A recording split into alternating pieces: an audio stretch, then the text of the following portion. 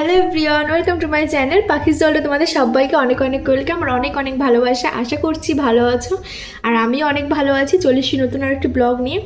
আমার চুলটা একটু এলোমেলো হয়ে আছে, আসলে এখন বাজে রাত 8টা। আর আমি হচ্ছে এখন একটা মানে জিনিস বানাবো। তোমাদের দাদাভাই অনেকদিন ধরে বলছিল একটু নানপুরের চানা মশলা খাবে, তাই ভাবলাম যে চলো আজকে বানাই। আর আমারও একটু খেতে ইচ্ছা করছে, তাই ভাবলাম যে তোমাদের সাথেও রেসিপিটি শেয়ার করবো আর কী করে বানাচ্ছি সেটা ভাবলাম চলো একটা ব্লগ করি তোমাদের সাথে, যেহেতু অনেক দিন কোনো ব্লগ দেওয়া হয় না। তো ভাবলাম চলো কন্টেন্ট পেয়েছি তাই একটা ব্লগ করাই যেতে পারে। তো চলো রান্নাঘরে যাই, আর সব কিছু মোটামুটি আমি গুছিয়ে রেখেছি, গিয়ে শুধু বানালে হয়ে যায়। তো চলো দেখতে থাকো ব্লগটা।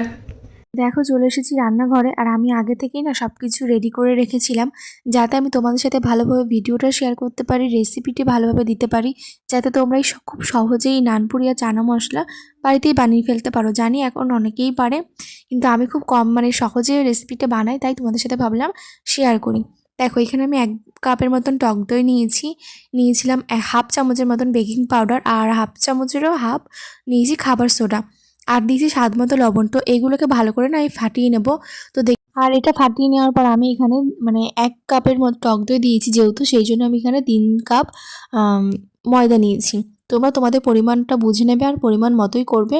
আমার এখানে 1 কাপ টক দই 3 কাপ আটা মানে ময়দা অনেক মানে ভালোভাবে হয়ে যায়, সেই জন্য আমি বেশি নিইনি। আর দেখো আমি ময়দাটা দেওয়ার পর দিয়েছি মানে 1 থেকে 2 চামচের মতন সাদা তেল। এবার এগুলোকে ভালো করে আমি মাখিয়ে নেব। আর এগুলো মাখাতে মাখাতে যদি তোমাদের কারোর জলের প্রয়োজন হয় তো তখনই জল দেবে, হালকা উষ্ণ গরম জল দেবে, একবারে কখনো জল দেবে না। আমার এখানে মাখানোর পর না জল লাগেনি, টক দইতে হয়ে গেছে, সেই জন্য আমি এখানে কোনো জল অ্যাড করিনি, শুধুমাত্র টক দই দিয়েই মাখিয়েছি আর কি। দেখো আমার কিন্তু মাখানোটা হয়ে গেছে। আর টক দইটা মানে আমার যেহেতু জল লাগেনি, সেই জন্য টক দইটা মনে হয় একটু বেশি হয়ে গেছিলো, সেই জন্য একটু আঠা আঠা করছিলো, মানে হাতে লেগে যাচ্ছিলো, হাত থেকে কিছুতেই ছাড়াচ্ছিল না। তো এবার আমি একটু পরিমাণ মতন তেল দেবো। তেল দিয়ে মানে পরিমাণ মতো না, জাস্ট যাতে হাত থেকে আর কি লেগে না যায়, জিনিসটা আর কি সরে যায়। তো সেই জন্য আমি এখানে সাদা তেল অ্যাড করছি, সাদা তেল দিচ্ছি। তো এবার সাদা তেল দেখো উপর থেকে একটু দিয়ে আর একটু মাখিয়ে আমি এটা ঢেকে রেখে দেবো 1.5 থেকে 2 ঘন্টার জন্য। তোমরাও কিন্তু তোমাদের বরের আবদারে এটা বানিয়ে একবার খাওয়াতে পারো। আর আমি যেহেতু অনেক দিন আগে একদিন বানিয়েছিলাম, তোমাদের দাদাভাইয়ের খুব পছন্দ হয়েছিল রান্নাটা, আর আমারও লুচির থেকে এই মানে নানপুরিটা খেতে বেশি ভালো লাগে, সেজন্য আমিও বানাই মাঝে মাঝে। তো এইটা আজকে বানাচ্ছি অনেক দিন পর, জানো তো। দেখো ওটা ওদিকে মাখিয়ে রেখে দিয়েছি 1.5 ঘন্টা, মানে ওটা মাখিয়ে রেখে দিয়েছি 1.5 ঘন্টার মতন। আর এদিকে আমি চানা মশলাটা আগে থেকে সেদ্ধ করে রেখেছিলাম। তোমাদের কতটা সেদ্ধ করেছি তোমাদেরকে আঙুল দিয়ে কিন্তু আমি দেখিয়ে দিয়েছি। আর এদিকে একটা কাজু বাদাম টমেটো লঙ্কা এটা একটা পেস্ট বানিয়ে নিয়েছি। আর এবার চলো গ্রেভিটা করা যাক। গরম সর্ষের তেলের মধ্যে আমি এখানে গোটা জিরে আর গোটা গরম মশলা ফোড়ন দিয়েছি। তো দিয়ে এটা ভালো করে নেড়ে চেড়ে নেওয়ার পর, আমি যেহেতু নিরামিষ বানাচ্ছি সেই জন্য কোনো পেঁয়াজ কিছুই দিইনি, পেঁয়াজ কুচি বা পেঁয়াজ বাটা কোনোটাই দিইনি। যে মশলাটা বেটে রেখেছিলাম সেটা এই তেলের পর দিয়ে দিয়েছি। দেখেছো তো দেওয়ার পরপরই কেমন একটা ধোয়া উঠছিল। আমার এই জিনিসটা খুব ভয় লাগে যদি মানে পড়ে যায় বা ছিটকে আসে, সেই জন্য। তারপরে এখানে স্বাদ মতো নুন হলুদ দিয়েছি, দিয়ে এবার ভালো করে আমি কষিয়ে নেব। তোমরা কে কে নানপুরি চানা মশলা খেতে ভালোবাসো আমাকে কমেন্টে বলো। আমি জানো তো আগে কখনো বলাটা ভুল, আমার বিয়েবাড়িতে বেশিরভাগ দিত আর কি, আমি খেতাম না, আমার খেতে অতটা ভালো লাগতো না। কিন্তু আমি যবে বাড়িতে বানিয়েছি না, বেশ ভালো লাগে নিজের রান্না, সেই জন্য। তো যাই হোক এটা একটু মজা করে বললাম। আর এখানে তারপর দিয়েছি জিরে গুঁড়ো ধনে গুঁড়ো আর লঙ্কার গুঁড়ো, যেটা কালার শুধু সেটাই দিয়েছি। যেহেতু আমি ঝালের জন্য কাঁচা লঙ্কা অ্যাড করেছি, তাই জন্য একটু কালারের জন্য শুকনো লঙ্কা গুঁড়োটা দিয়েছি। তোমরা না চাইলে দিও না, মানে যারা পছন্দ করে না তো তারা দিও না। এই সিম্পল রেসিপিটা একবার ট্রাই করো, ভালো লাগবে। আর তারপর দেখো তেল ছেড়ে দিয়েছি, এবার না আমি যেই চানাটা আর কি সিদ্ধ করে রেখেছিলাম সেটা এবার এর মধ্যে দিয়ে দেবো। আর দেখতে কিন্তু দারুণ লাগছিলো, এখনই কষানোর সময় গ্রেভিটা খুব সুন্দর হয়েছে, আর খেতেও খুব ভালো হয়েছিল। তোমরা একবার হলেও রেসিপিটি ট্রাই করো। আর নিরামিষভাবে বানিয়েছিলাম, যেহেতু সেদিন শনিবার ছিল সেই জন্য আমিষ করিনি।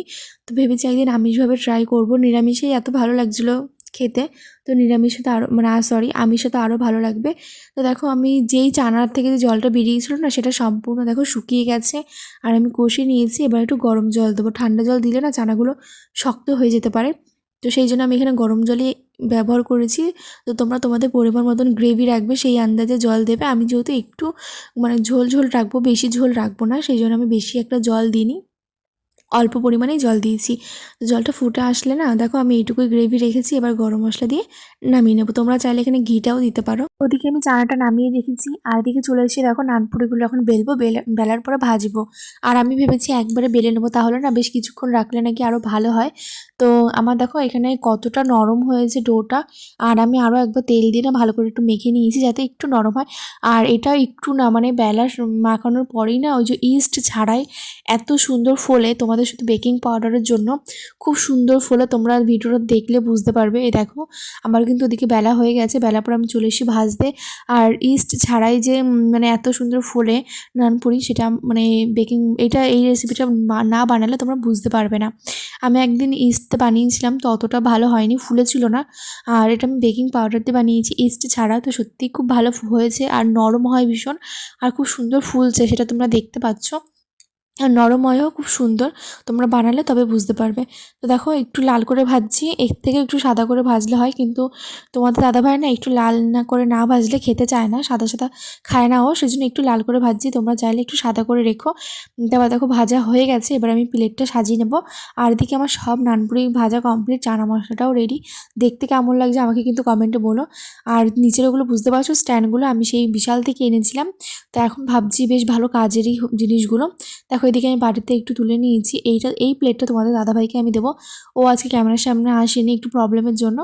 দেখো এখানে আমি প্লেটটা সাজিয়ে নিচ্ছি। আর আজ যেহেতু নিরামিষ বানিয়েছিলাম, সেই জন্য স্যালাডে পেঁয়াজ দিতে পারিনি, আর শসাটা বাড়িতে ছিল না, সেই জন্য স্যালাডটা ছাড়া একদম মানে কেমনটা লাগছিলো। তো এবার দেখো নানপুরিটা তোমাদের ছিঁড়ে দেখালাম, এবার কতটা নরম হয়েছে তোমরা বুঝতে পারছো, আর তেলও বেশি নেই। চলো এবার এটা খাওয়া যাক। এই ভিডিওটি তোমাদের কেমন লাগলো আর এই রেসিপিটিও কেমন লাগলো সেটা আমাকে কমেন্টে বলো, আর কারা কারা বানিয়েছো সেটাও বলো। তো দেখা হচ্ছে অন্য কোনো ব্লগে, যারা নতুন দেখছো প্লিজ চ্যানেলটি সাবস্ক্রাইব করে দিও। টাটা।